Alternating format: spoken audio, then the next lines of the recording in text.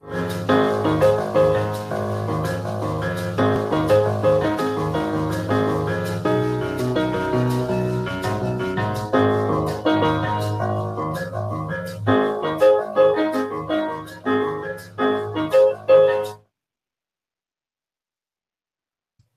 welcome to another exciting episode of the KLIQ Nation's Comic Book Chronicles.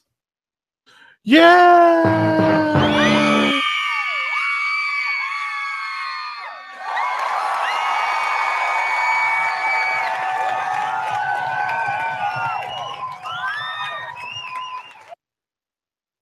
I am your host, Tim D-O-double-G. Yay!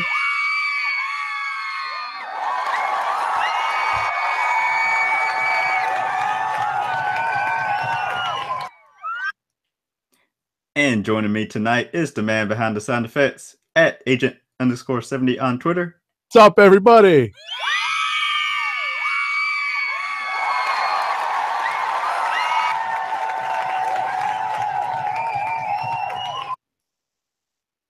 And joining us in hopefully a couple minutes here will be at RowdyCat on Twitter.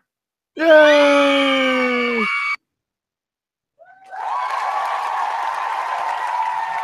I thought he got their abrupt cutoff for a second there. No, there was just a delay between button presses. Roddy will be here soon. Very soon. Cool. And with that, we are the Comic Book Chronicles. You can go to our website, thekliqnation.com, to find previous episodes of the Comic Book Chronicles and comic book news. You can follow us on Twitter, Facebook, Google+, YouTube. And make sure to subscribe to the podcast by going to iTunes, Stitcher Radio, YouTube.com, Google Play, and TuneIn Radio. Just search for Comic Book Chronicles. And we are a part of the Cold Slither Podcast Network, aka the CSPN. Go to cspn.us. Do it today. Do it today. And make sure to buy some Comic Book Chronicles merchandise by going to shop.cspn.us. Remember, we record live every Friday night, 9 p.m. Eastern Time. Go to thekliqnation.com/live to watch every week. And use the hashtags Comic Book Chronicles and CBChron if you're discussing comic books on social media to be a part of the conversation. So this is the last Comic Book Chronicles before Christmas. Yes, Christmas is right around the corner. When you're listening to this, you may actually be trying to get away from family after everything's been unwrapped. I almost said this is going to be the last Comic Book Chronicles of 2017, but I'm not entirely sure of that. It is for me, because I won't be on the next 2 weeks, but y'all might have an episode next week without me. Exactly, right before the new year. Just do a quick wrap-up on the last week of the year. Yeah, there'll be some good stuff to discuss. Sure enough. As RowdyCat joins the show, if he's set up entirely yet, but he is here, and we'll be hearing from him shortly. So this was a big week to sort of end 2017, even if I think a couple of good things come out next week, but this was definitely let's get some good stuff out here. Some new number ones or 100s. If you're a Marvel Legacy title debuting this week. Some event series continuing. Lots of good things. Sure, this felt like a big information dump. This is like there's just so many books out this week that deserve to be read, and I felt bad. I feel bad. There's going to be a couple of books that kind of get left by the wayside this week. That's the way it goes sometimes. Yep. So the first book that we're going to begin with is Batman 37 from DC Comics. Yeah. Part 2 of the Super Friends story arc. Yes, I call it the double date you thought you would never see, part 2.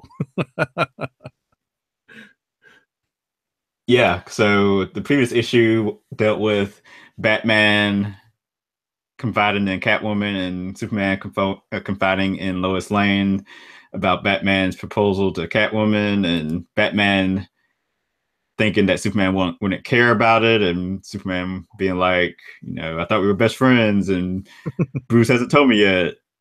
Everyone else knows. Everyone else knows. To them, then going on a double date, which turned into hilarity as they went to like a little county fair that was on a superhero themed night. So you couldn't get in unless you were dressed as a superhero, and they were just in street clothes. Sure. Tom King and Clay Mann decided to have a little bit of fun with the opening splash page that had Zan from the Wonder Twins as the character's costume. On the front page of the book. That was a pretty surprising thing to see once you open the book and see it's a Wonder Twin costume. I know, right? And I was thinking, okay, so you got one without the other, though? Yeah, seriously. The other Wonder Twin was working the other gate. Gina? Okay. That's what we'll say. Gotcha. That sounds, it's plausible.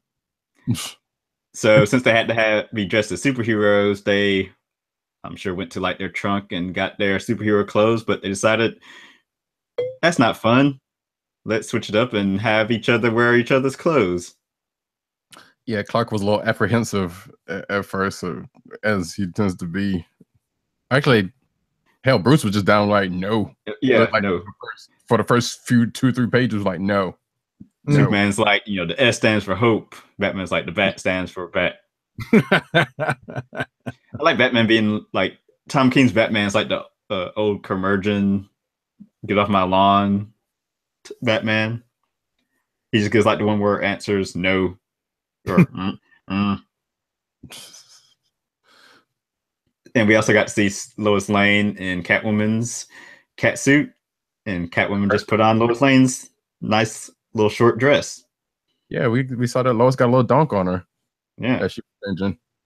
Clay Mann's Lois Lane. Yeah, that's definitely Clay Mann's Lois Lane. Yeah, you know. Make sure to differentiate them before people get mad. True enough. That's comedy. So one of the funnier aspects of this is that I guess Tom King is going to beat this particular joke into the ground about how Superman's civilian disguise is so skimpy and so easy to see through. It seems like he's hit on that a couple times in these two issues. I like that he had Superman or Clark in Batman's outfit, but he still wore the glasses. Yes. Yeah. That was pretty funny. I don't know who gets credit for that, but kudos to them.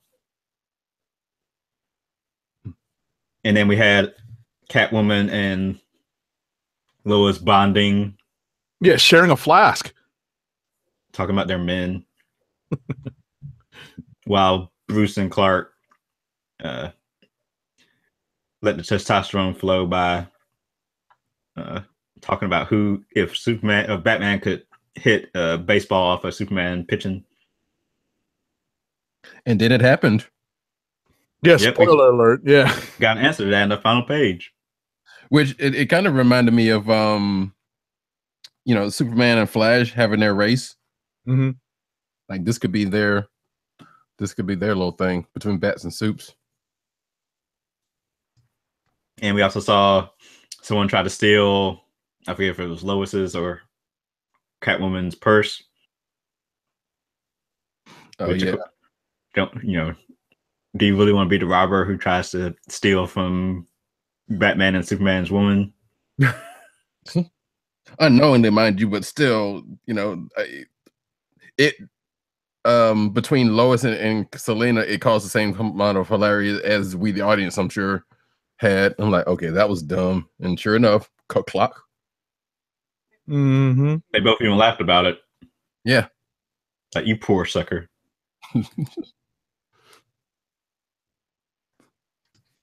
But I think that basically wraps up the issue. I'm not sure if there's going to be a part 3 to this or if it continues, but I think that was it. But I'm glad for this little short 2-issue arc.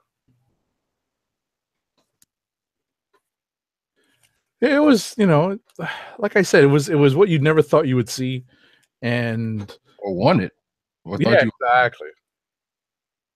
Although I did get I picked up the cool Olivier Coipel variant cover for this. Like Batman and Catwoman's mixtape. Yeah. So, but in any event, it was a fun read. I see you guys have a lot of praise for this. For these two issues. I'm still kind of on the fence.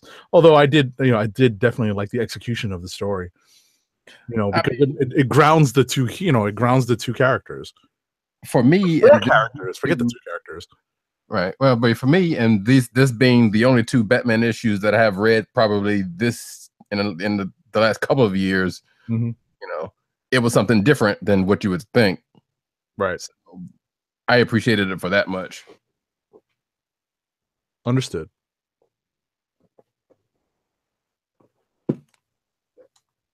All right.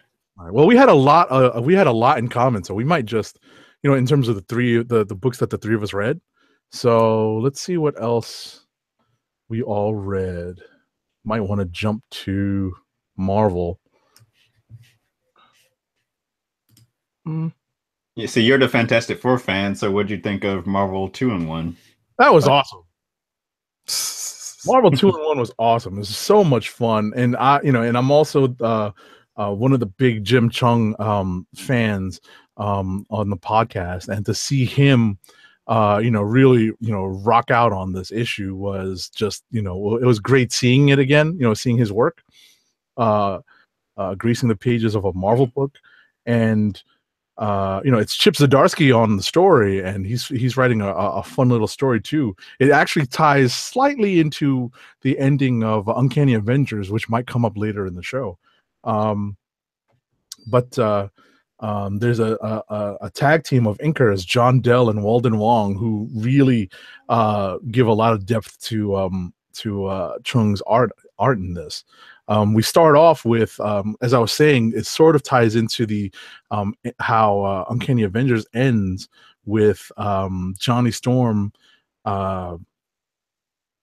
finding himself better off than he ever has been, and he's finding himself also taking risks more so than he ever has, because he's kind of lost, he's kind of lost his way, lost his faith in a sense.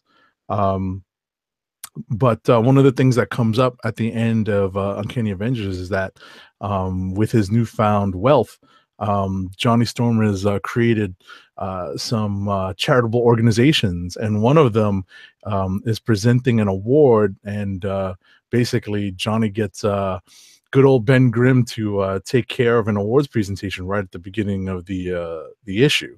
So that's basically how we start our story. Yeah, we also get a nice little FF 101 if you think about it, because in the front and the back of the book actually. Yeah. You get a little history of the FF, and then he goes into the story, and then you go into Grimm, which seeing Ben Grimm in glasses is kind of one of my favorite things for a long time, because it's kind of I guess it was still kind of a callback to like when they used to put ads in. Well, they still do, but I mean Marvel ads for like Christmas stuff. Sure. Ben Grimm by the fireside in the smoking jacket and the glasses. Yes, I remember that. That's funny. Yeah. So it kind of took me back to that. I'm like, all right, there's that. But yeah, and I think part of this was also you could see shades of it in other places, because if you recall, Ben and Johnny was in the last issue of Moon Girl and Devil Dinosaur, which also has me thinking, well, okay, this may be where, I mean, it could be a coincidence, but this is where they get the keys to the stuff that they give to Lunella, because you also see Johnny kind of in a down mood in that issue also, the last issue of Moon Girl and Dinosaur. So you kind of see, his progression has not just been hitting in this book, or his spiral has not been shown in this book, but also in other places. Right. Right. So, like you said, this is where they get the keys to the, not necessarily the keys to the kingdom, but the keys to the toy box. Right. And which I'm like, it's just in some random ass warehouse in a spot that seems a little insecure. it, it is the Marvel universe. Things just this stuff like this gets put into warehouses if it's not in. Well, there's no more Shield, so there's no more vaults. It's true, but I don't know. It just seems like okay. It's just, I don't know. You might as well have left it in the Baxter building if that was the case. But then again, he didn't have it anymore, so I guess that's why. Right. And I guess to kind of put a wrap on this issue, we see how it's going to tie into recent developments for Victor Von Doom as well. A lot more devious here than in previous comics he's co-starred in or starred in. Well, I don't know if it's devious so much as just, kind of being matter of fact, saying, look, this, I can't open this. This isn't for me. This is for you. But he's observing what's going on because he wants to know what was in the little thing that he had essentially pilfered from the Baxter building and, couldn't open because it was meant for Ben Grimm alone. Right. I mean, Doom is not going to completely stop being Doom anyway. It's not like he's, even in his turn of relief, he's still like, okay, I really want to know what's going on here, Mm-hmm. And I'm sure he, as much as anybody, wants to, find out if indeed Reed's still alive, Right. Kind of the other side of himself. I did like the flashbacks to the Secret Wars. Yeah. Yeah, that was a lot of fun. There's also a great scene where Johnny kind of throws a tantrum. He says, "How dare you come with this, with an old school Fantastic car, the flying bathtub?" And and he tries to do something to it, and Ben Grimm has a great line about it. And I looked at that, I read it, and I couldn't help but smile because it made so much sense.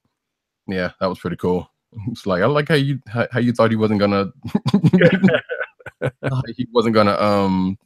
check for this. But come on, this is a contingency that he's gonna plan for. Yeah.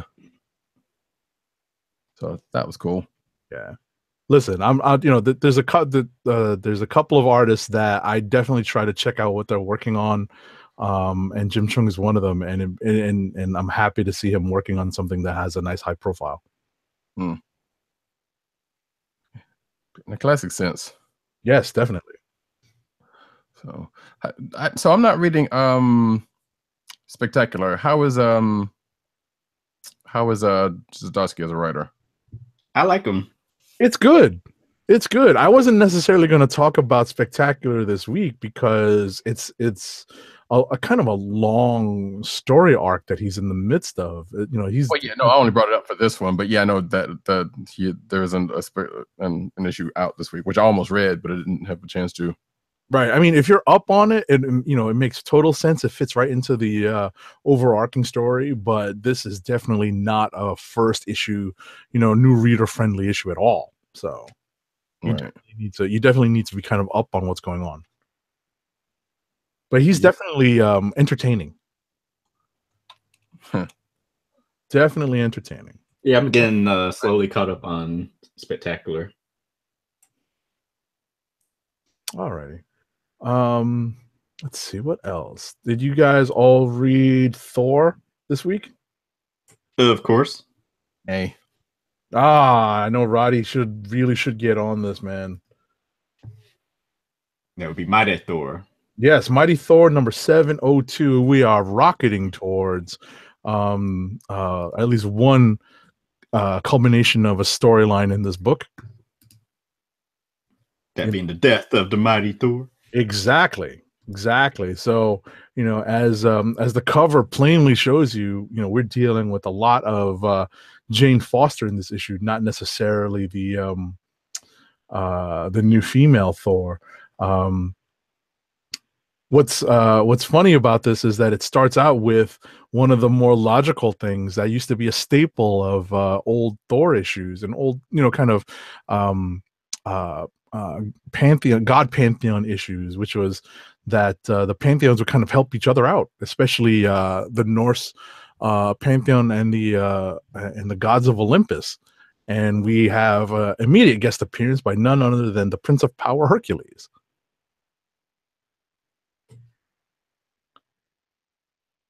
Oh yeah, that was a fun little cameo. It wasn't even a cameo because he was a couple of panels and pages. Yeah, Guest appearance. right. So he appears in the book, and the whole point of the appearance is that all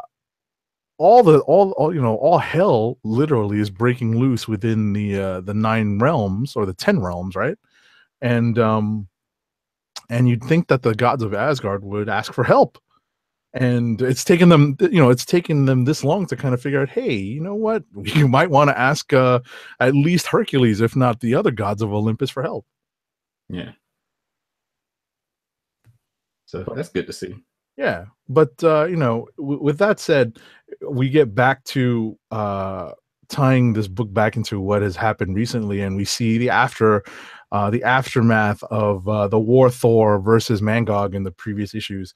So we do see that there have been ramifications, and that the storyline is progressing with the impending arrival of one Mangog to Asgardia. Oh yes, and Odin is back awake. It's about time. Yeah. It's about time, and it's nice to see. We also have Russell Dauberman and Matt Wilson back on art. Oh, this is their first issue back, right? Yep. There you go. What I was going to say, it's nice to see Jane Foster kind of taking, because this had been one of the aspects of the story, is that, she was afraid to turn back. She was enjoying being Thor and just being, a thunder god, and not dealing with her health issues. But it was nice to see Jane Foster kind of step to the fore in this. Yeah, she's not letting her ailment deter her. Exactly. That's about, I think, everything that happened in this issue, right? Yeah, I mean, it's a nice start, and obviously we leave off on a cliffhanger related to what I was mentioning earlier. It's about to hit the fan in Asgardia, or Asgard. So there you go. Yep. Let's jump back to DC for a second and do Dark Knight's Metal #4. Did you read this, Roddy? Nah, I haven't been keeping up with that metal stuff. All right. Well, let's see if we can tag team this one, Tim. I like that metal stuff. It has its ups and downs. There are definitely good aspects to it. We're coming off of a 2-month wait for this issue, though, and I think maybe that had something to do with my difficulty in getting back into it. I can see that, because they had that month-long Bats Out of Hell crossover with Justice League, and was it Green Lantern, Hal joining Green Lantern Corps, maybe, or there's some other series too that took a part in it, right? And I actually didn't read that, so well, luckily they helped us out. Scott Snyder and Capullo helped us out by giving us a recap on the first page in cartoonish form of what the current situation is. So that did help me get back up to speed and figure out why characters are kind of paired off the way they're paired off. And the first pairing that we see is, well, the first character that we're caught up on with is Batman, our current Batman, who's been, I guess, pushed into the future and aged. And he's dealing with some alternate multiverse versions of Superman. And one of the funnier parts of this issue is, and I was talking to Tim about this right before the show started, a particular weapon that Batman takes off of one of these multiverse Supermen, and it's called it's a weapon he nicknamed, a gauntlet that he nicknamed the 5-fingered death punch, because it has every color kryptonite from gold to periwinkle on it. So I like that. That kind of made me chuckle when I read that. He's Batman's talking about how he always had some imagination when it came to creating weapons, and that's not something that Superman ever had, because he obviously never had to worry about it. He was a freaking walking weapon. So it's not like a gauntlet. Yeah, it's not like an Infinity Gauntlet, but it's definitely, you know, like an anti-Superman weapon.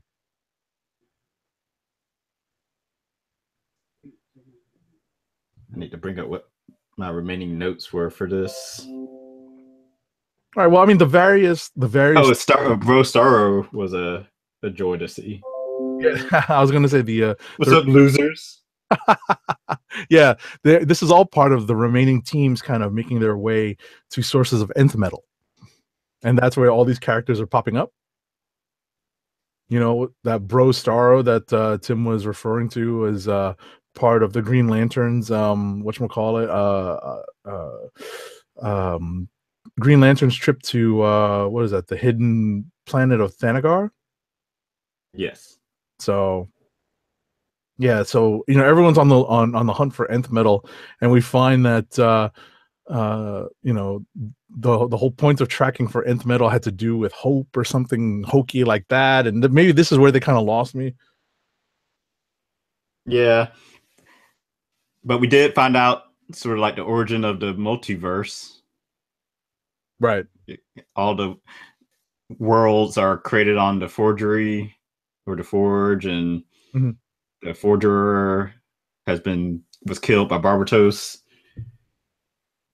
Because what happened, if I remember correctly, which is up for debate, but the worlds and how the worlds were being destroyed in the dark matter world were like those were ones that didn't make it to the to the good level of the multiverse. So those worlds would be destroyed, and then new ones created that would hopefully still remain in the light. If they fell to the dark, it would just be like a cycle over and over again, them being destroyed and remade. Yeah, so that was kind of cool. Yeah, there's something like that in here. One of the characters that has been brought into the regular DC canon now has been Dream, Daniel, from Sandman. Oh yes. So you know there's a lot of exposition that he basically is explaining the whole thing to Batman and Superman. So that's his part to play in this issue. And what I was alluding to before is that we get to the end of the issue, and things are going bad quickly because things are looking hopeless, and we have a character come back in a fairly unlikely way.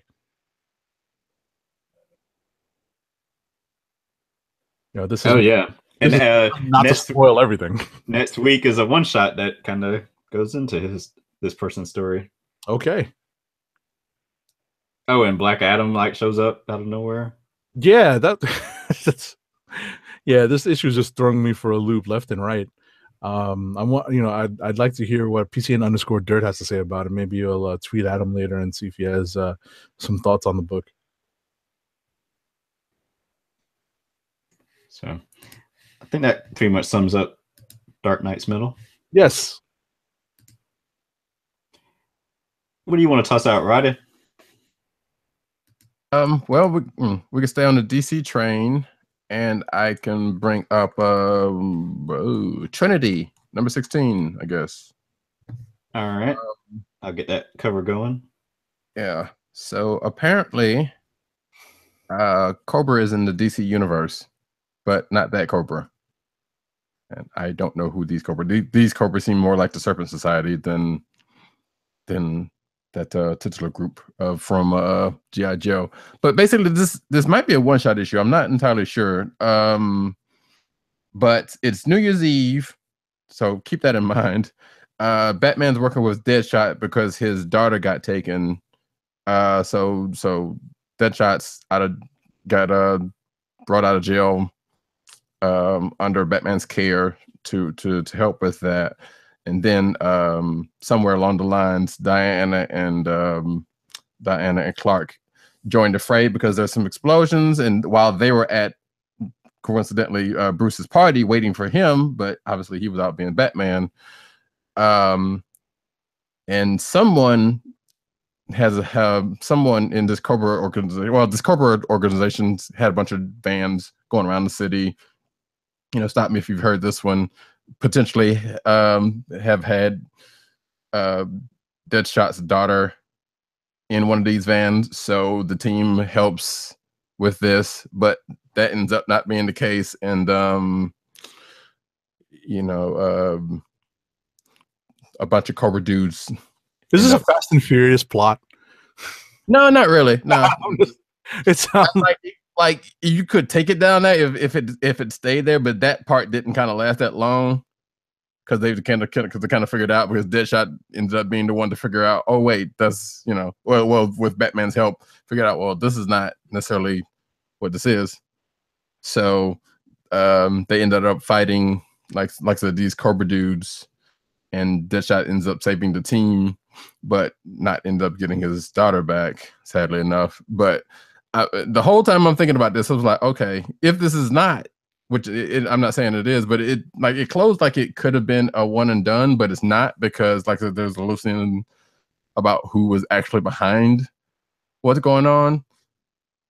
And my money is kind of on Calendar Man at this point, because obviously this is happening, because they even say it in the course of the story, like, why is this happening on New Year's Eve? I'm sitting here like, well, gee, who could possibly be doing something on New Year's? I mean, it could be the Joker, obviously, but still, who would go out of their way to do whatever they're doing in this issue on this particular night?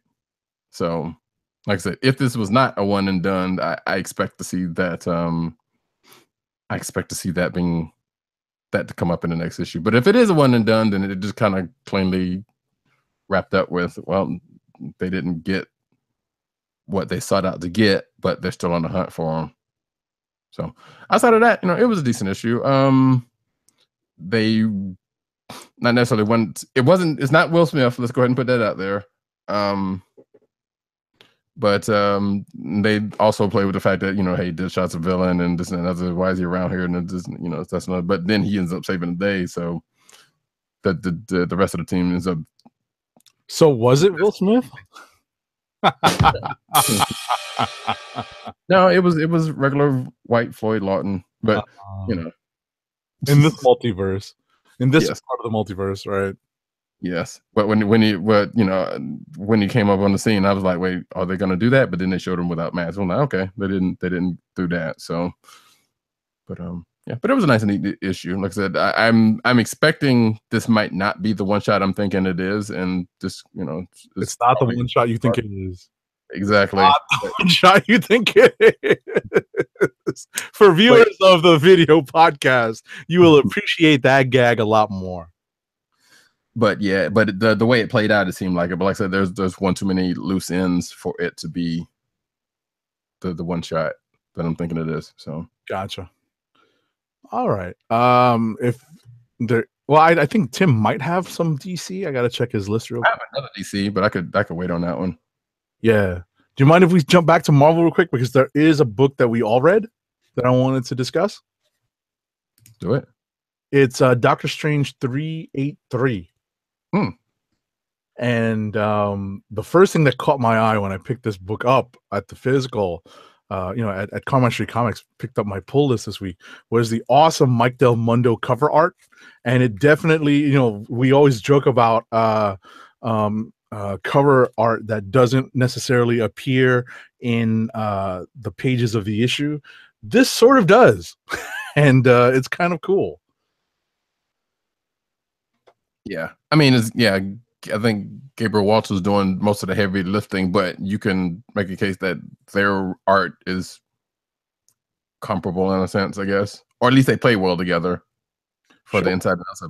So, unless Del Mundo did do some pages inside, it looks like Walter did the entirety of the internal art, but I like that the cover art, really does, portend to what's inside. Like it really does say, hey, you know what, this is going to show you an aspect of this issue. The first thing that I liked about this issue was that we finally get some insight into what has happened and how Loki has become the Sorcerer Supreme of this dimension. Yeah, we also get the makings of a pretty Like I said in my notes, I agree with Wong. It's a pretty stupid plan. Well, once you get the Sentry involved, exactly. And especially where they end up going, I'm like, well, this wasn't thought out well, or it was, but it's about as well as it was gonna get. Well, one, I'm just glad that Wong is back up and running. After they had kind of left him. Yeah, he just left. He wasn't like he had died in it, but I know what you're saying. Yeah, it's like why he's back into the fold for the time being, or hopefully, for some longer term. Exactly. Yeah. And the whole reason that he stops to see Wong ties right back into the story later on, and it was pretty good. Right. Right. So without really, I mean, I guess it's not really a spoiler. It's a mild spoiler. I'll ring the bell just because, it is, somewhat of a mild spoiler. I mean, Doctor Strange is basically getting his groove back. In a sense. Right. And the reason why I rang the spoiler bell, but it's a mild spoiler, is because on the cover itself, it's called, what's engraved in the tree that Doctor Strange is standing in front of. It's called the World Tree. And if you are familiar enough with the Marvel Universe, you know what World Tree is referring to. That's one Yggdrasil, the World Tree in Asgardian myth. So, that's where this issue goes. And what I was telling Tim earlier before you came on, Roddy, was that this is kind of like the logical next step. If all of Earth's magic has been depleted, where's the next closest source of magic?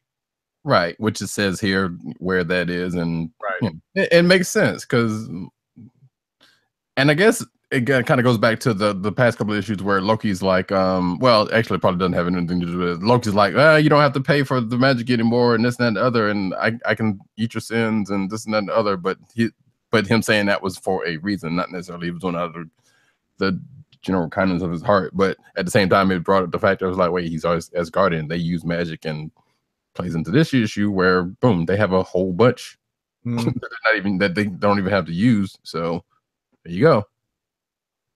Exactly. And break off a piece of that to most of the other magic users that aren't mutants, then hey, you'll be all right. And which actually brings up a question now that I think about it, because Stephen brings up the Empirical in this, and I'm thinking they didn't go to Asgard. Like, I know Asgard is kind of a mixture of science and magic and nothing, but or maybe the fact that they couldn't for whatever other reason. But I'm sitting there like, why didn't they go there? If that was, if they had all this magic next on the list. Maybe. I don't know. I know they were going after all of the Sorcerer Supreme, primarily. That part I do know, but it still seemed kind of strange. It's like, well, wait a minute, this is a big fat source of magic sitting right here that you didn't go for. Right. They weren't hip on game like Strange is. I guess not. Or either that, or they knew, they couldn't take on, right. They couldn't necessarily take on, I guess they assumed at that time that Odin was still up and running, right? So yeah. But that part was kind of strange. It was like, well, no pun intended, but that part was rather strange in that. I'm like, huh, weird. It was interesting to see the aspect of the plan that Wong was criticizing come into play, and basically we have one big distraction that that Doctor Strange has set up so that he can access the World Tree. And I like the distraction in this. Yes. And I like the callback to the previous issues in this, and how Doctor Strange is able to gain access to Yggdrasil's power. Damn shame what they did to that dog. But yeah, like that one, whatchamacallit, that one was a nice touching scene. Rip bats. But yeah, I enjoyed it. Like I said, this is basically culminated in and Stephen getting his groove back, because now he has well, I guess we can't say unlimited power source, but he definitely is more powered than it seemed like he may be more powered than he was previously, right? Even as a Sorcerer Supreme, right? And getting back to what you were referencing earlier, it's one of the core tenets of Aaron's run, and I guess Cates is going to bring it back in, which is that there's a cost to all magic in the Marvel universe, and without even spoiling anything, it's the teaser for the next issue. What will it cost to defeat Loki? Yep. So that is definitely going to play a part in how this story is resolved. And I guess going into that other little subplot that because Loki, which hasn't, I don't think it was brought up in here actually, because there was that little subplot that Loki's looking for this one particular spell, which again seems like, this weird that this was just not lying around, but this just so happens to be around and it's just being brought up now. I know that's writing, but I was like, so this thing was around when it could have been used during the last days of magic, but I guess then again, most of the magic was getting used up anyway. So just whether it had to come into play, regardless, probably wouldn't have made that much of a difference. But like I said, it brought up questions for me on that point. Like you have this all powerful spell that does this one particular thing that Loki's looking for that he can't find, but he seems to be closing in on unknowingly, which brought Steven into the doing this plan that he's doing, as crazy as it is. Right. So this is actually a potential click of the week for me because I had a lot of fun reading this. Yeah, it was good. Definitely good. What's next? Oh no, President Bartlett. What's next? Let me go to my list. Like I said, we have a lot in common. You throw something out. I'm sure one of us is one of the let's do. Am I the only one that did the Super Sons of Tomorrow story arcs? I read it, so you can talk about it. Okay, go for it. Yeah. Let's see. Let me try to get it. Let's see. Superman was first, so let me get the cover going. Superman too far. Superman 37. First part of the Super Sons of Tomorrow storyline that's crossing over with Super Sons of Tomorrow and Teen Titans, where the Batman of the future, this being Tim Drake, who we last saw in Detective Comics, is back trying to prevent a hellish future from coming to be. And to do that, he needs to kill Superboy, Jonathan Kent.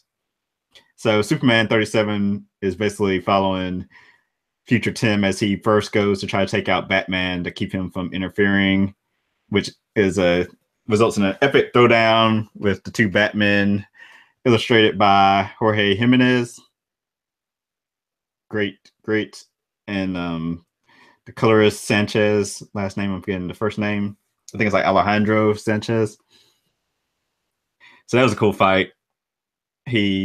Tim takes out Bruce, so then heads to the Fortress of Solitude to take out Superman. Doesn't go too well at first, but eventually he is able to trap Superman and lets Superman know what his goal is, which then takes us to Super Sons of Tomorrow. I'll keep it up while I try to switch screens. There we go. Super Sons number 11, which basically follows the Teen Titans as they're on a mission. Superboy is like spying on them because he has been wanting to join for a while, but Damian won't let him. First, future Superman goes to Clark and Lois's apartment in Metropolis to take out Superboy, but he's not there. So he tranquilizes Lois Lane and then heads to Titan's Tower, where he takes over the computer system, tells Raven to read his mind to see all the things he's seen so they'll know why he's trying to do what he's attempting to do. He ends up shooting Superboy with some black glob thing to restrain him. Superboy freaks out and flies out of the tower, and his heat vision kind of goes like a supernova effect, which sets off an alert that lets the Titans of Tomorrow know where future Tim is, so they're about to get into the action next issue in probably Teen Titans. So Yeah, but I can read this then since it's going to cross over with Teen Titans. Yes, it is. So that's about it. Yeah, just to, the only thing I would add to this is that, being unfamiliar with all of the I guess the other appearances of this particular version of a future Batman, it's easy to pick up because it's all variations of a theme of legacy heroes. So all of the the Titans that we're dealing with in this issue sort of have a legacy on the last cliffhanger page. So, it's an interesting play. Everything sort of makes sense once you figure out, which feature or what what variant timeline we're dealing with. Once you start to put all that together. But I guess that's one of the advantages of these legacy type heroes, that once you see a familiar enough costume, it's like, oh, okay, I see who this is supposed to be based on. I see who this is supposed to be based on. So we can go from there. And these Titans of Tomorrow starred in a Teen Titans story arc back in, I think, the early 2000s from Jeff Johns, and I forget who the artist was. So this is not out of the ordinary. Gotcha. Alrighty. Brady Cat, what do you got? Throw something out there, because I know we all read lots of books in common. Champions 15. All right. Now there is an interesting twist cliffhanger ending. To Indeed. Kinda. To a mini event that didn't seem like it was going anywhere, and still kind of seems like it wasn't going anywhere. But then again, I guess it could play off into something going forward in the next Avengers event. So yeah, so in this one we have we get kind of a, so this is after the Worlds Collide mini event that's happened. The team thought both teams thought Vision was lost, but apparently she was transported somewhere else, or into whatever world. And the High Evolutionary also was there, so she's off on one thing. And meanwhile, the two teams are kind of mourning the loss. Nova's like, I'm out, because she was the only one that treated me like I wasn't stupid, and they talked him down. Then of course we get back into inner team fighting between the Avengers and the Champions again, which happened in the in the beginning of this arc. Sure. I mean, this is definitely reminiscent of like the Teen Titans and the Justice League team ups. So, yeah. Don't talk down to me, don't talk over me. I'm just as qualified as you are. So. Yeah. Falcon takes a punch from Hulk. Oh God, how unrealistic is this? Yeah, which I was like, because the sound of the effect they put on it seemed more dramatic than what it is. But I'm like, well, if he was able to get up from it that fast, I'm like, that couldn't have been that big of a punch. But at the same time, hey, Sam's been through some stuff, so he could, so he can take a punch from the Hulk. I guess, yeah, like I said, I would imagine he pulled it, but still. Yeah. It seemed like it was a big enough punch. Actually, what the funny thing it reminded me of was the recent Infinity War trailer where Thanos punches down punches down Iron Man, because the way they had him kind of going down looked like about the same way. But anyway, going on with the rest of the story, we find out that Viv's not dead. In fact, she is back amongst them double time. Well, right, exactly. That's the spoiler ending. But on the way there, we find that her sacrifice at the end of the last issue wasn't a sacrifice, but Viv found herself transported to a place that may have been more digital than anything, and we find her with the latest version. I don't even want to say incarnation, but the latest version of the High Evolutionary, because he apparently has found himself. Yeah, his evolutionary upgrade, I guess. Exactly. He's found himself evolved into, I guess what the next stage of evolution is. Right. Seemingly, as it said in the book, seemingly his final, evolution. Final form. Exactly. So So it's this final form that leads to the ending of the story. One of the things that one of the subplots in this is the Vision dealing with his grief over the loss of Viv and building a brand new body. And kind of what Roddy was getting at is that we come to a point where there isn't just one Viv. We'll leave it at that. Yes. And so I know we have another Avengers event coming up next soon. month. Yep. Mm-hmm. So I'm thinking, and I'm probably wrong about this, but is the High Evolutionary part is going to be a part of that? Do we know? Because he hasn't been announced. It's the new Lethal Legion and Thanos' Black Order.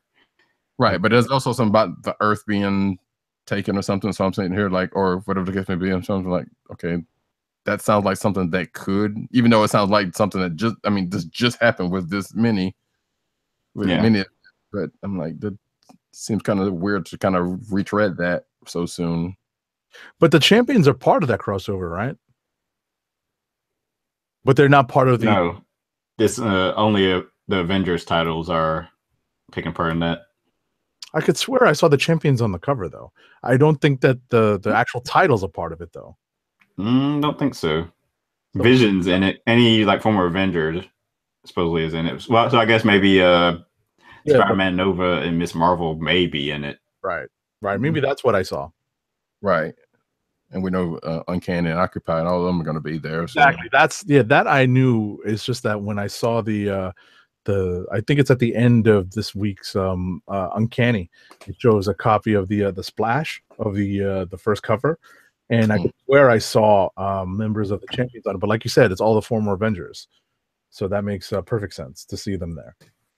But we'll see. Yeah, I was just curious about that because it was like, I don't know, that part seemed to be just kind of left out there, just to get to the point about Viv, which is fine because, like I said, that event wasn't the greatest to write home about, but because it didn't seem like it really went anywhere outside of this.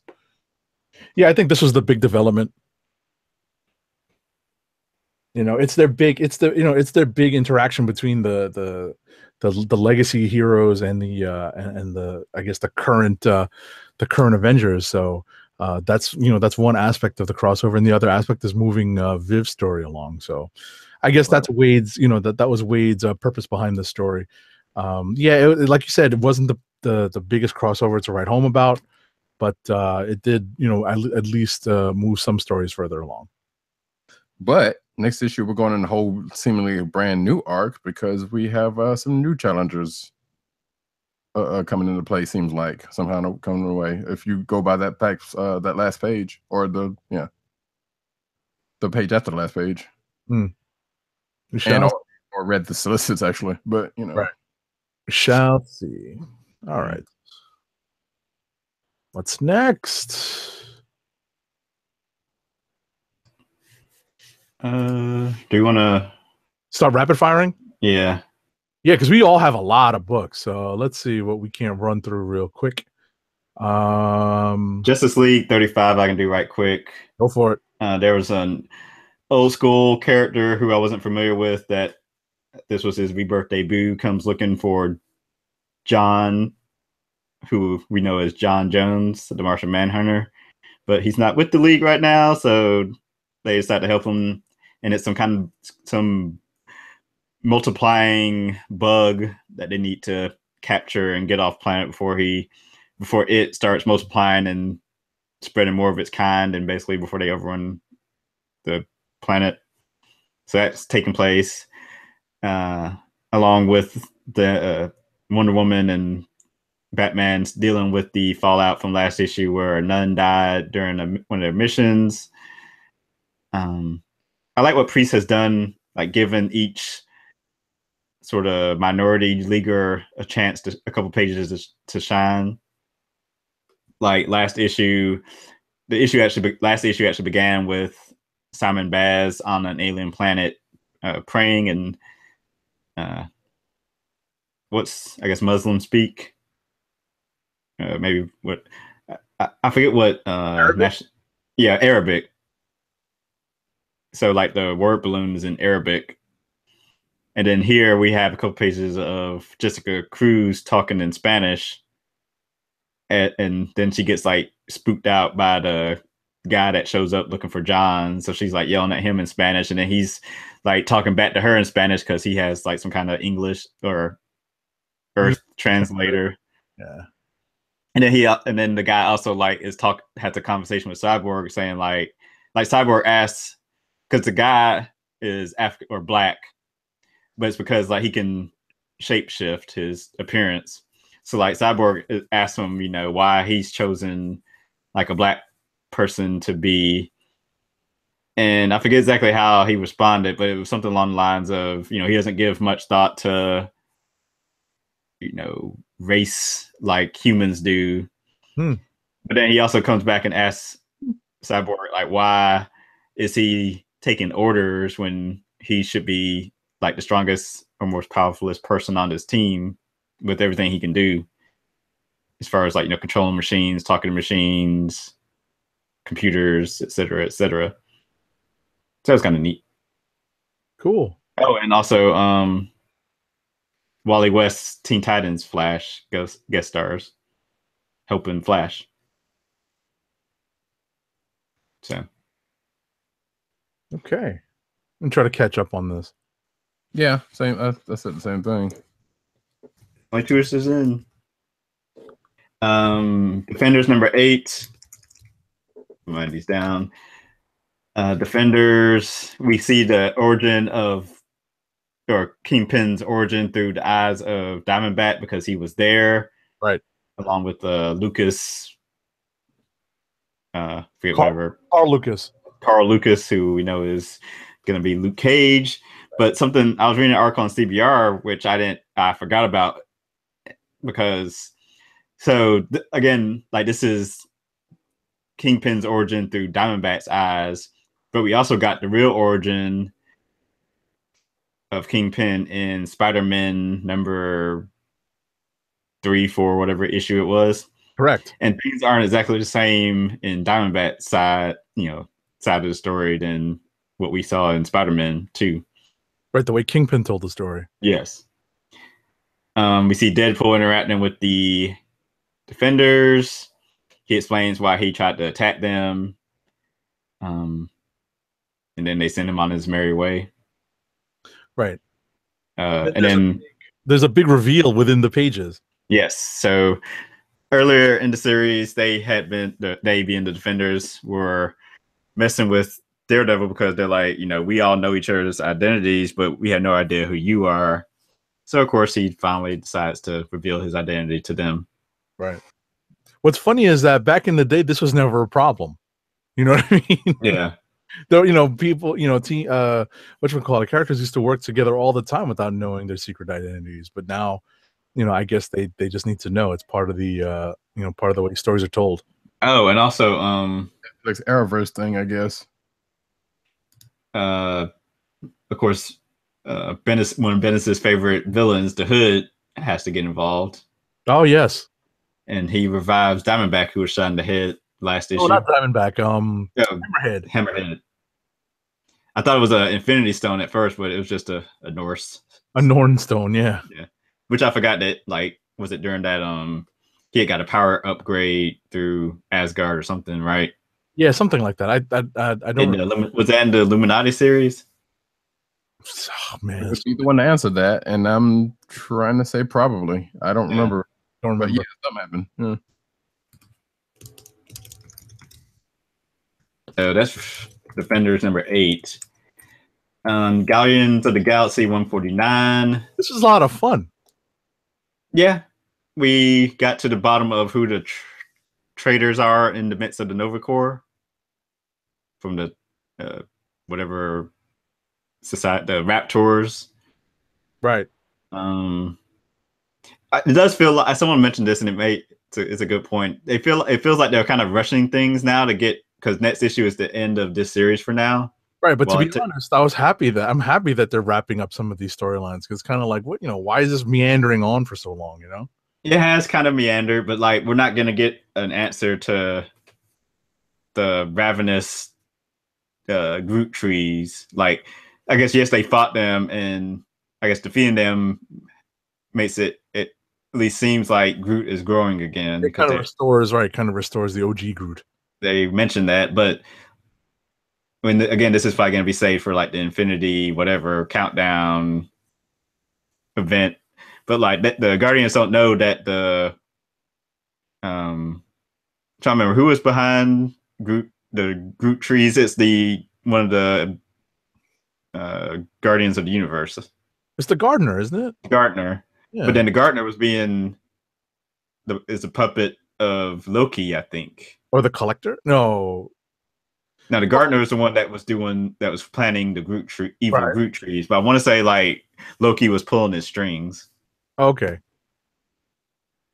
I don't recall exactly. I could swear that this was all very much a cosmic thing without Loki being involved, but you could be right.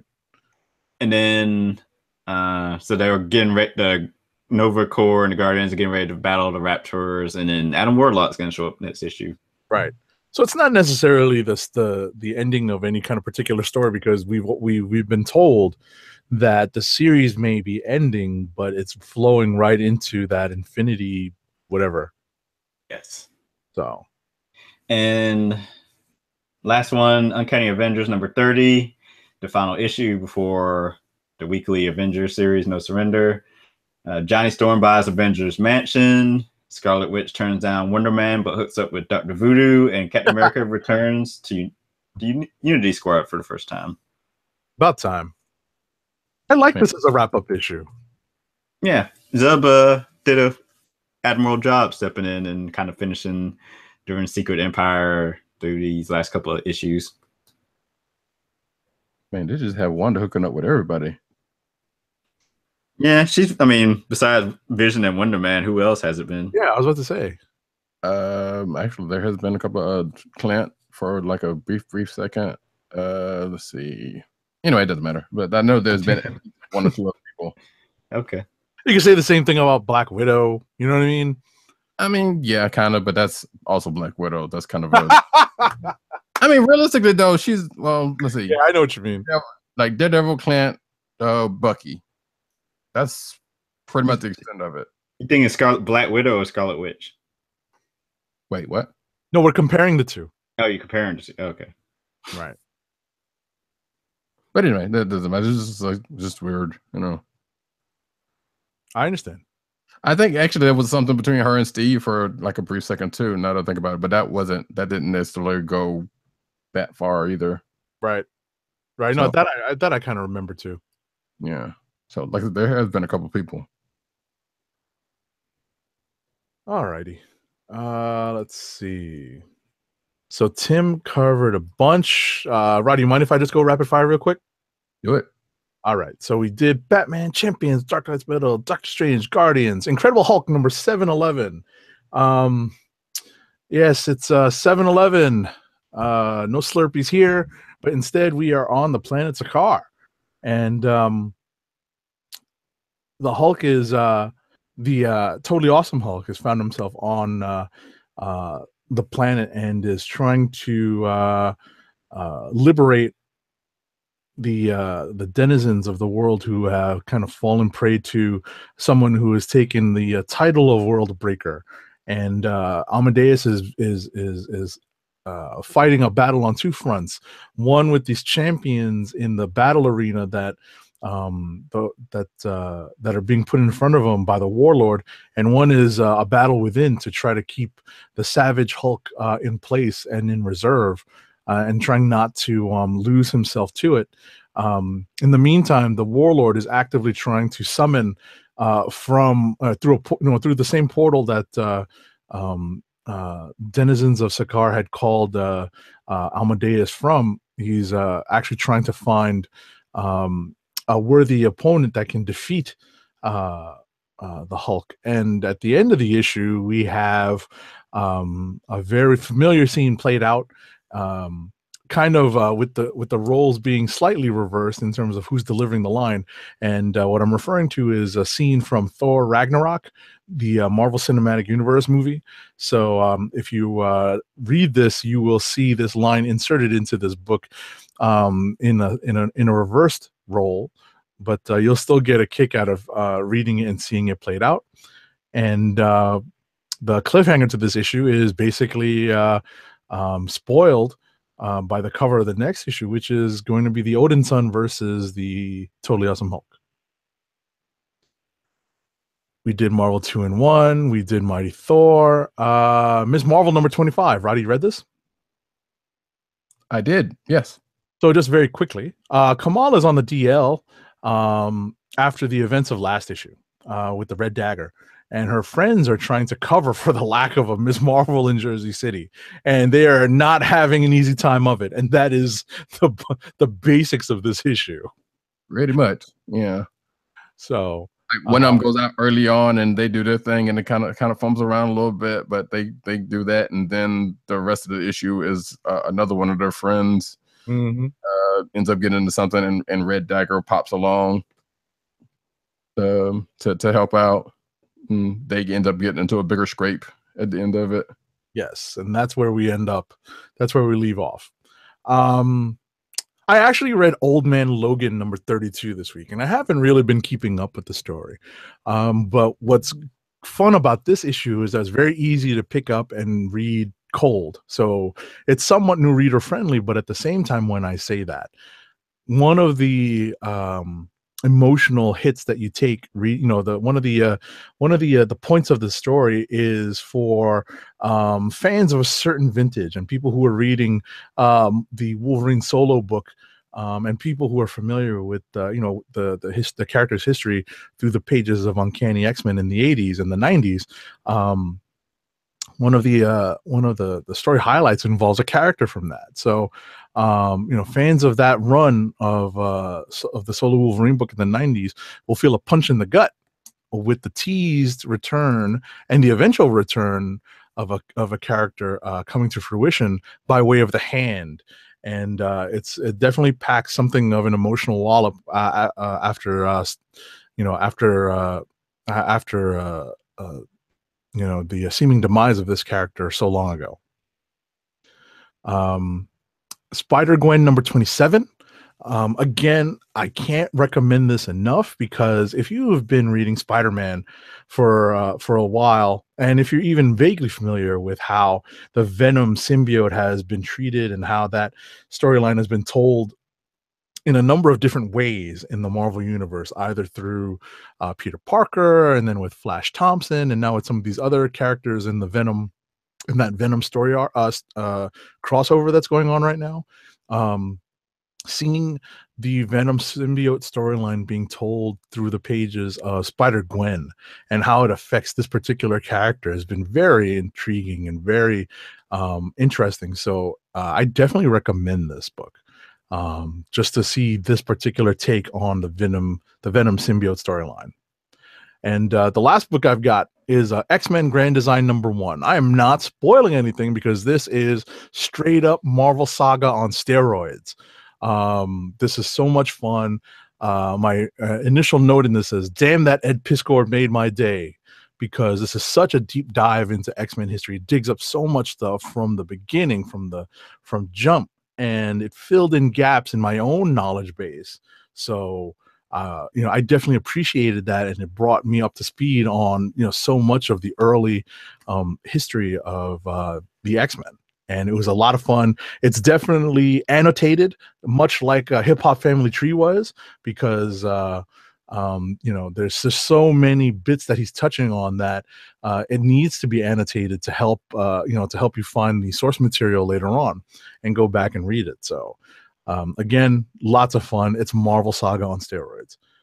Yeah, I was kind of skimming this a little earlier, and it is definitely done in Ed Piskor's his own style. And from what I've kind of skimmed through so far, you're right. It is definitely a little in depth.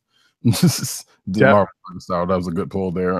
So yeah, we grew up with Marvel Saga. I think you'll enjoy it. If you are a Hip Hop Family Tree fan, the 2 or 3 of you that are not Agent 70 and myself, I think it's worth looking into, even if you're, mildly acquainted with the X-Men.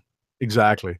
I mean, we grew up with Marvel Saga. I don't know if you ever picked up any of those issues when they were coming out, but I definitely picked up a few here and there when I saw it on the newsstand, and I definitely caught up on a lot of my old school Marvel history. And just for the folks out here that don't know, not familiar with Marvel Saga was actually Marvel's attempt to try to tie in and retell the history of Marvel Comics, the early history of Marvel Comics, in strict chronological order.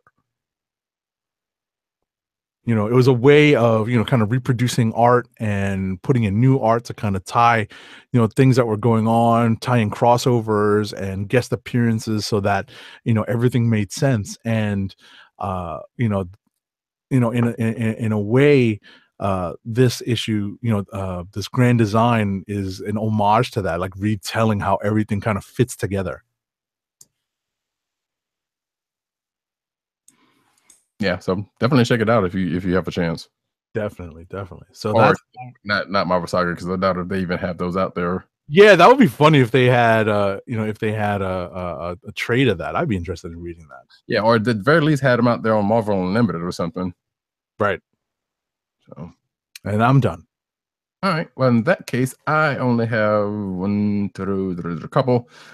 Future Quest presents Birdman #5, because you can't say Birdman without saying it that way. And I ain't talking about Wheezy and them. So this is the classic Hanna-Barbera cartoon brought into modern times. Actually, he was a part of the Future Quest miniseries, so it's not like it wasn't around. But basically, this is a solo adventure with him and his Falcon Avenger and Intonation, the group, the Shield.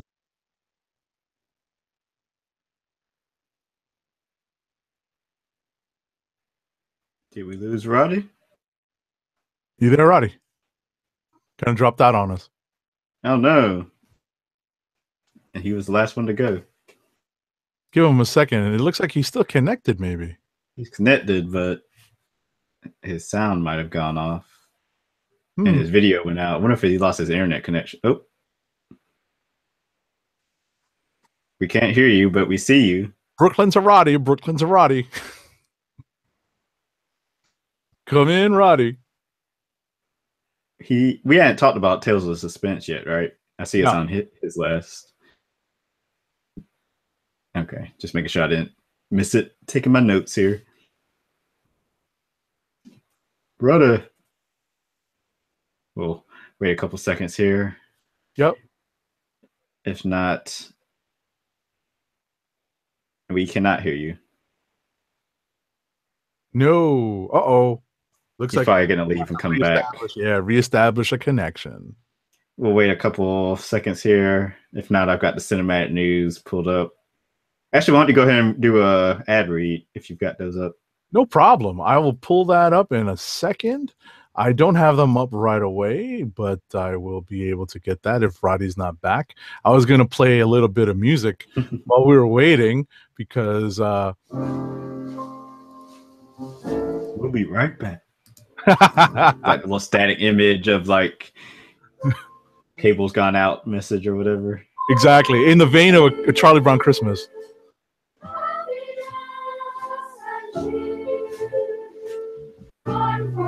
Yeah. Okay. All right. We might got down for Roddy. Here we go. We were playing some cover music for you. We were covering for it. So I heard that. I don't know where we're talking about Birdman. Birdman. Okay, so well, just to finish that up, but it's basically a venture between with him. It's actually, if you've ever watched the show, this kind of seems along the lines of what happened in the show. Like, something happens. Like in this case, there was someone's manipulating presumably local deities, gods or what have you, to do their bidding. And Birdman is on the case, was one of them. At the end of this book, he finds out that he may or may not have a son. Dun dun dun. So that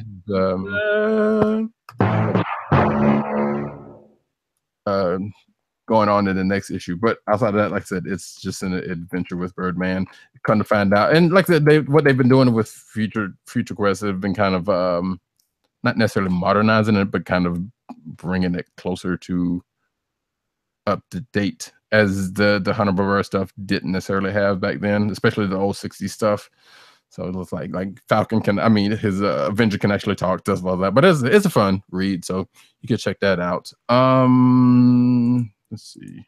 I don't know what happened. Well, I was weird that happened, but I think I know what caused it. Hopefully that won't happen again. And we'll just go on to did that one. Tales of Suspense 100.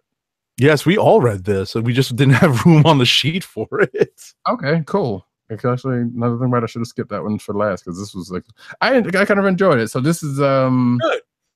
Yeah, so this is Clint Barton thinking Black Widow is still alive after Secret Empire, because someone's going around doing hits that she would normally that she would have taken care of if she was around, and in her style, and that's what he's picking up on.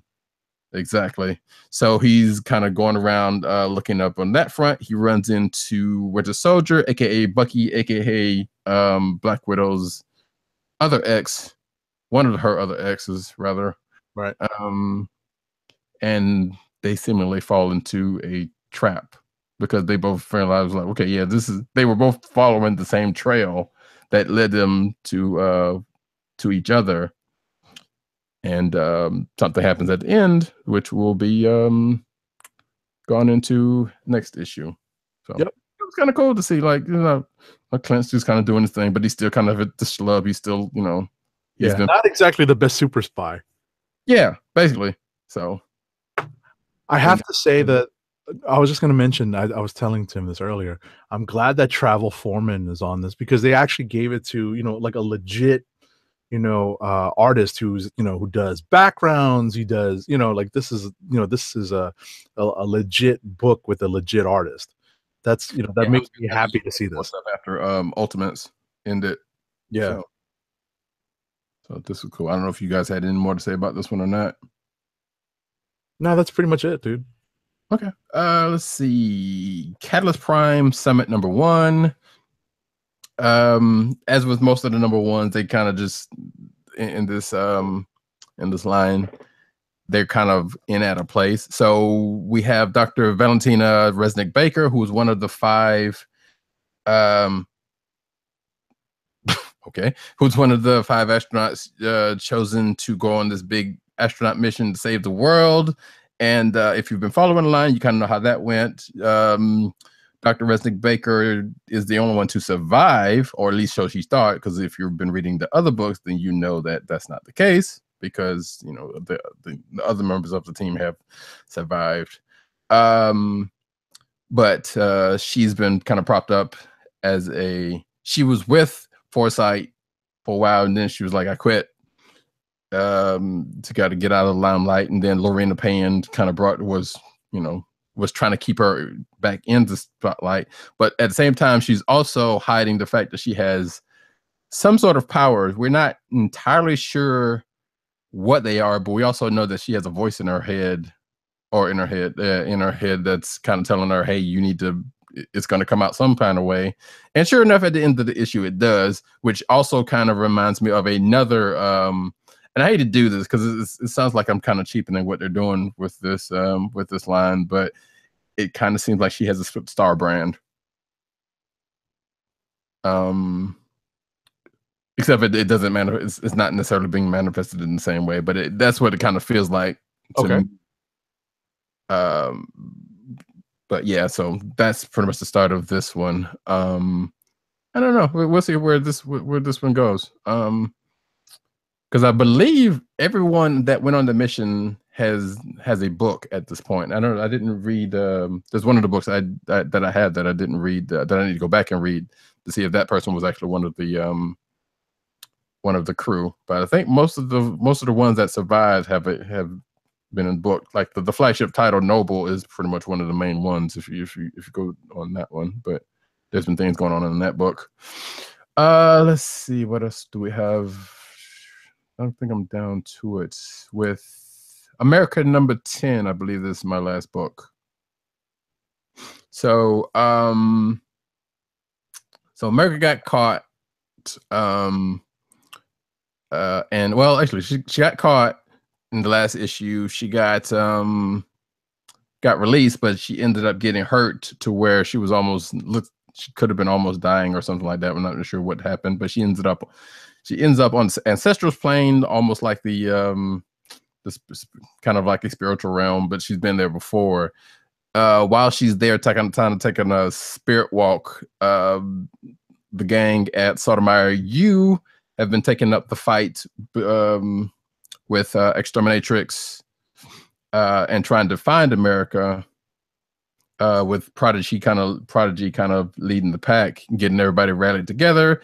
And they do that until America comes back into the scene, but also some cyborg Americas that Exterminatrix was making to have an army kind of come into the fold. America beats off the cyborg Americas with Exterminatrix, like literally, and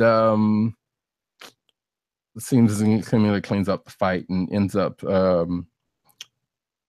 This looks like it's setting up to go for her to finish the fight and go home to the planet that she is from, because something is going on there that she found out when she was on her spirit walk.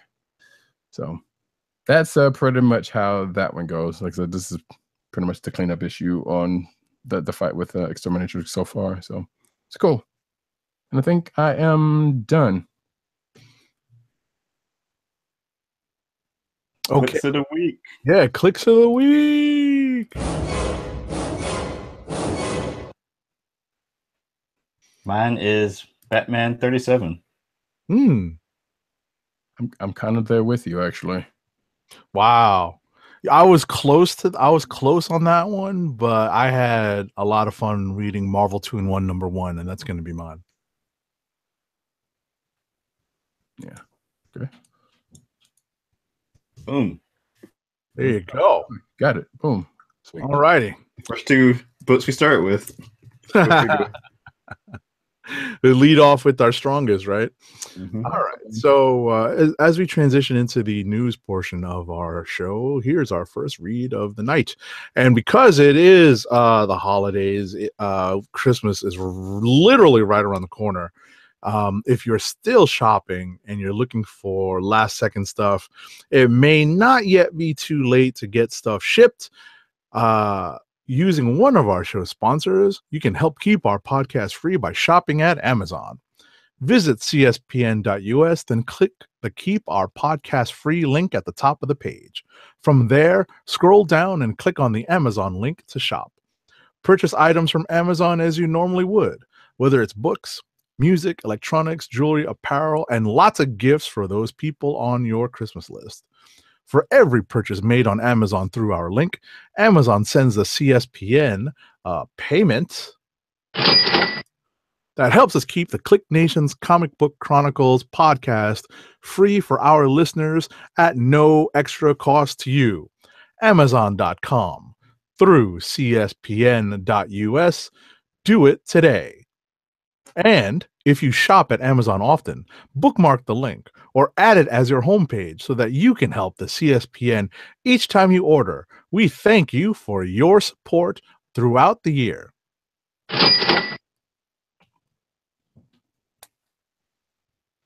Alrighty. Now time to dig into the cinematic news of the week.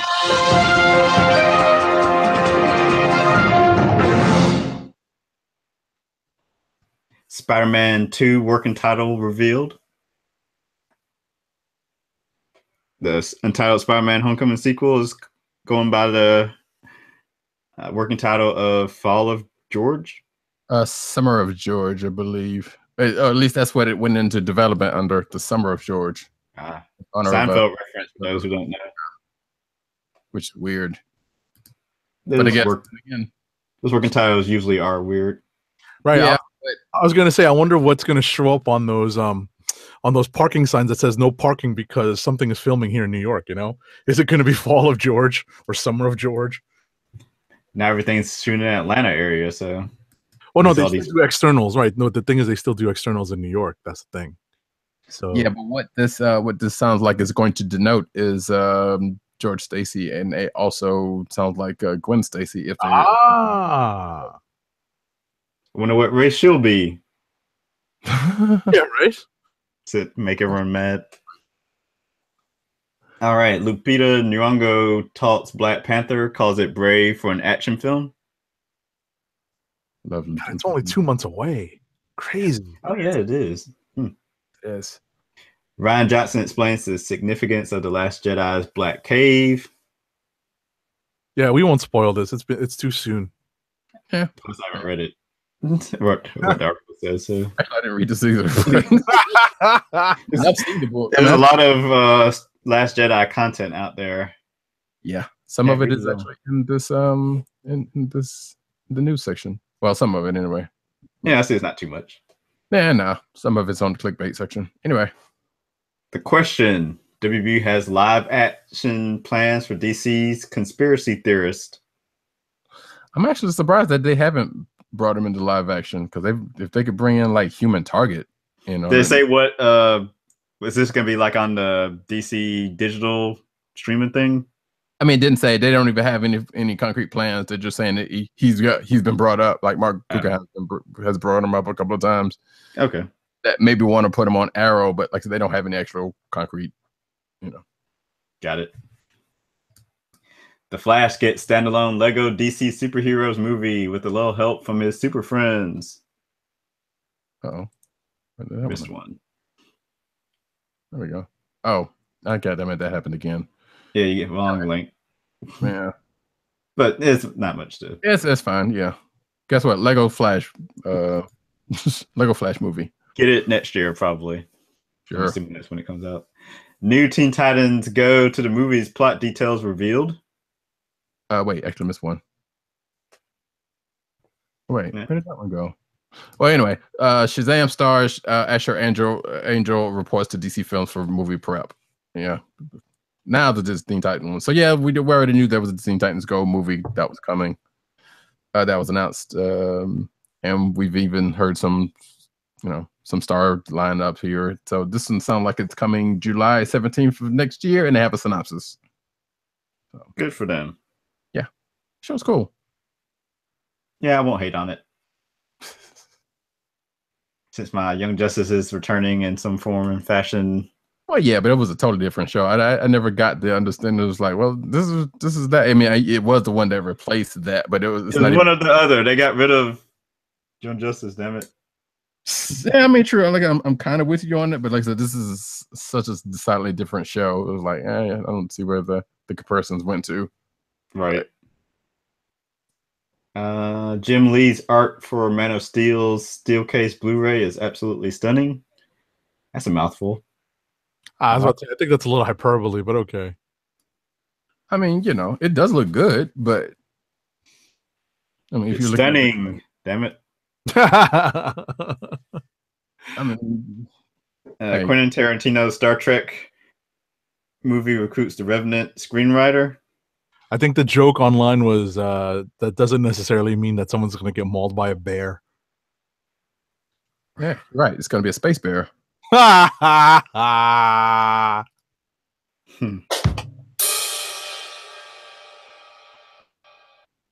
don't know. I don't know how to feel about this one, so keep it pushing. The Last Jedi finally addressed Leia's significant Force abilities. Spoiler alert. Which is not entirely well. I guess it is. It didn't address anything. It just she used them. Yeah, like it's not like this has not come up before. You know, gotta have a catchy headline. I guess that's true. I'm like, oh, that's like, yeah, I understand why they did that. Yeah, gotta get those clicks. Yeah. So apparently Snoke may have trained at least one other apprentice. Is that so? I mean, going back to the prequels, that doesn't sound out of the ordinary. So yeah. And Black Panther will get a new anthem from Kendrick Lamar. Sure. We don't have that much longer to wait. That's what's amazing about this is that we're literally about to hit the new year and we're going to get another Marvel Cinematic Universe movie. That's pretty awesome.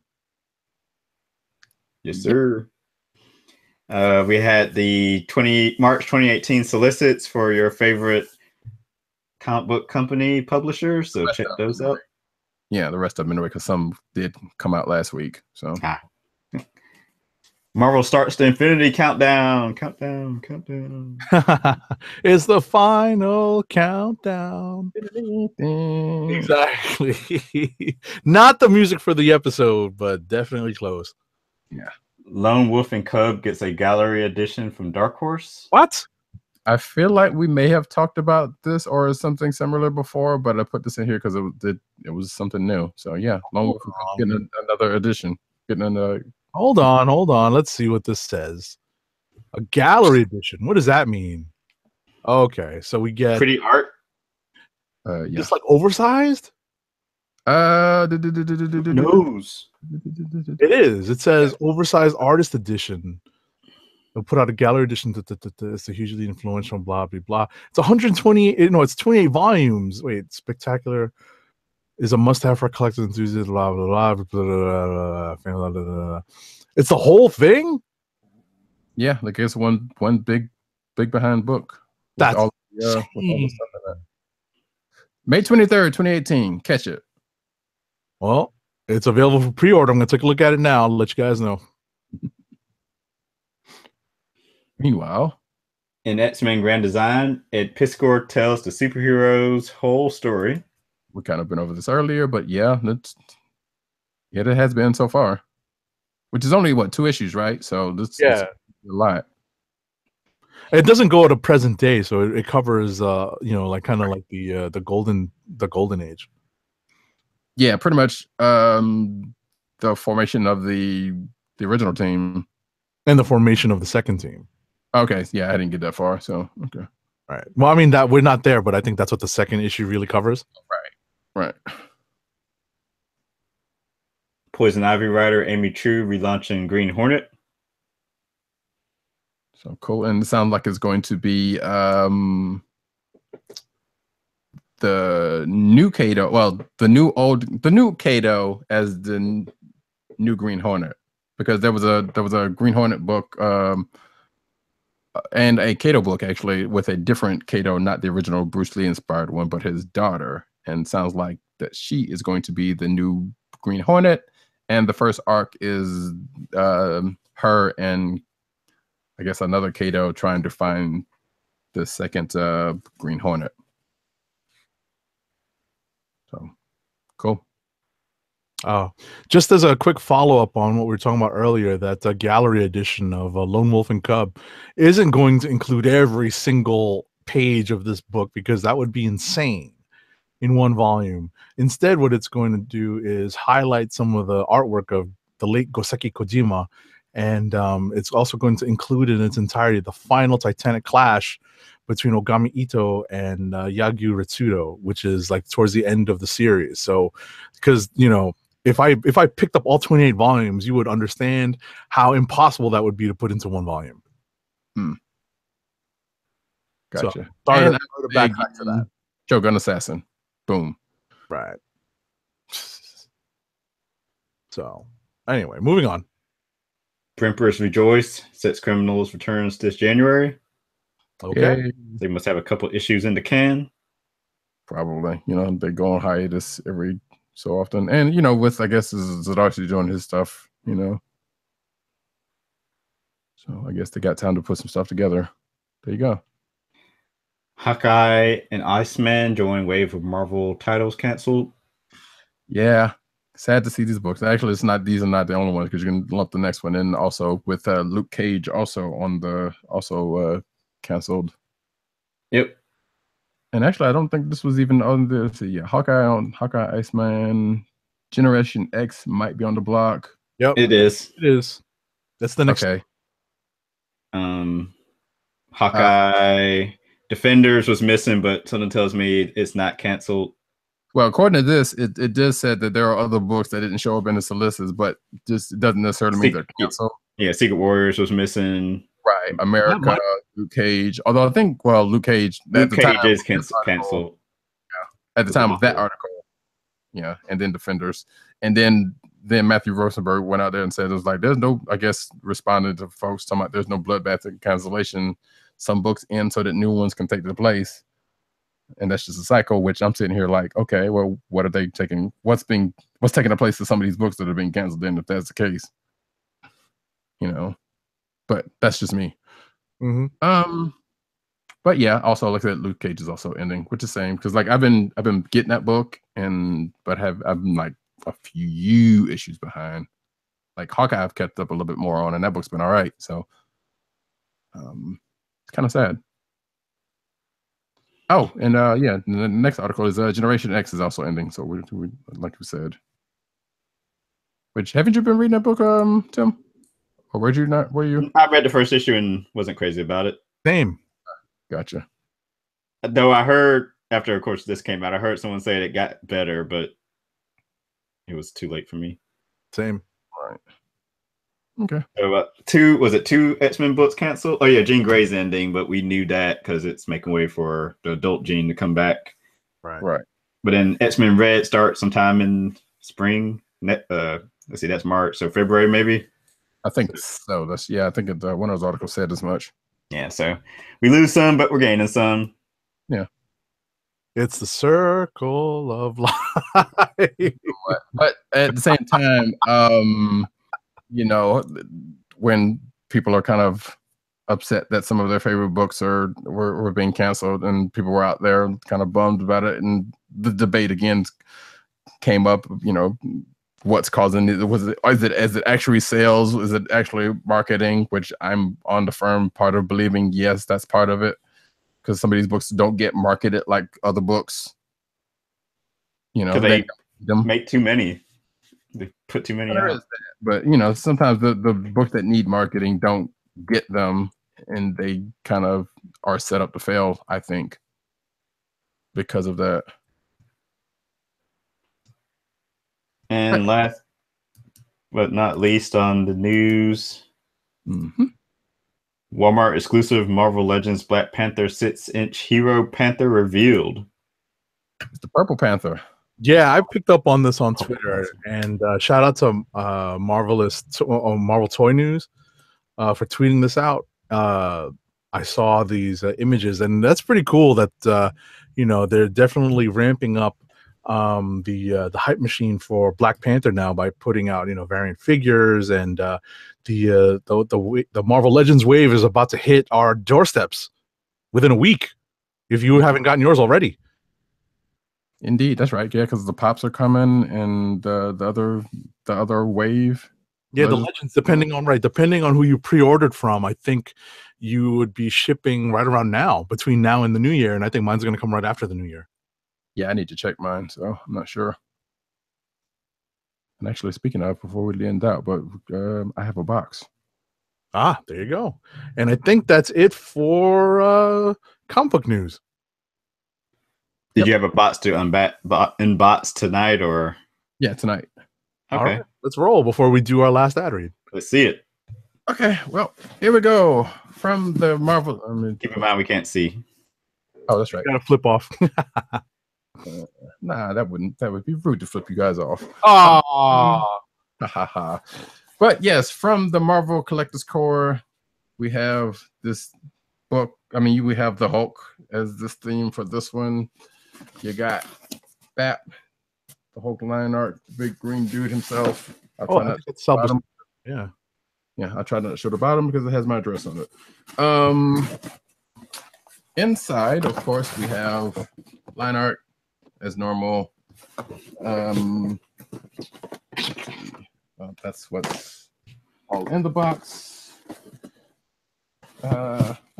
This one seems like a lighter box than normal because there's more here. So we have ouch. God damn it, that hurt. We have a pop, and it's Bruce Banner and looks like Grey Hulk. Yep, sure is. There's Bruce Banner, Grey Hulk. Wow, that's cool. Yep. There's one that they see on the back. We also have. Man, that did hurt. We also have a patch with the Hulk on it. We also have a Thor Ragnarok Hulk keychain, which brings my total keychain collection to 2. Okay. So we also have. Oh, weird. I thought this was a door, but I don't think so. A Hulk squeezy door looking thing. So let me see what it says on here. Oh, it's a stress ball in the shape of a Hulk. In the shape of the Hulk. Ha! I could use that. I might have to order that. So yeah. And last but not least, we have a T-shirt which I shall open up now. Hold please.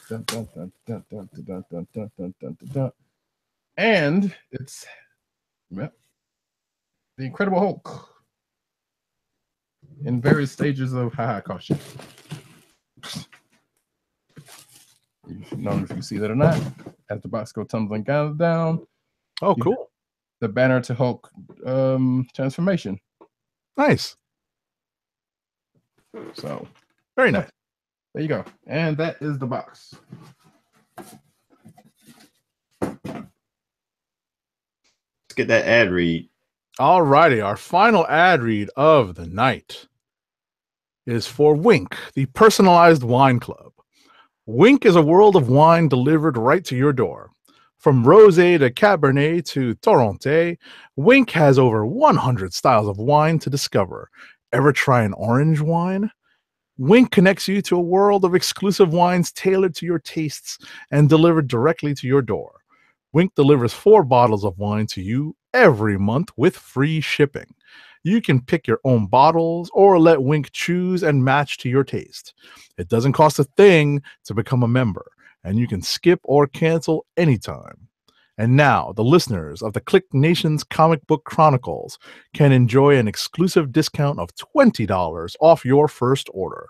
To place your first order with $20 off and to help keep our show free for you, go to our network website at cspn.us/wink. That's cspn.us/WINC.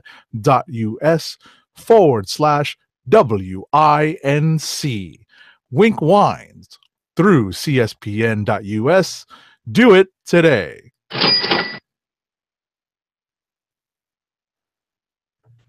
Make sure to follow us on our individual Twitter accounts. I'm at TimDLGG98 and at CBCron. Agent 70 is at Agent_70 on Twitter and Instagram. Roddy Cat is at Roddy Cat and at News Nerds Need. And make sure to go to PCN Dirt's website, popculturenetwork.com, and follow him on Twitter at PCN_Dirt. Get ready for a revised Pop Culture Network website coming soon. Coming soon. And with that, so you guys probably will do a show next week, right? Probably to wrap up the year. Yep. Yeah. I'll be out and about, so I won't be on for the next 2 weeks, but I will be watching and submitting my read books to be read, at least the notes read for them. Nice. And with that, we want to wish everyone a happy holidays, Merry Christmas, Happy Hanukkah. Yes, Merry Christmas. We celebrate. We are the Comic Book Chronicles, and we are signing off. And in the vein of a Charlie Brown Christmas, this is how we're signing off. Hark the herald angels sing, glory to the newborn King. Peace on earth and mercy mild, God and sinners reconciled. Joyful ancient cries, join the triumph of the sky. In your evil mind, hold your insulting tongue and mock my words well. Pop up this rumor that you are really hired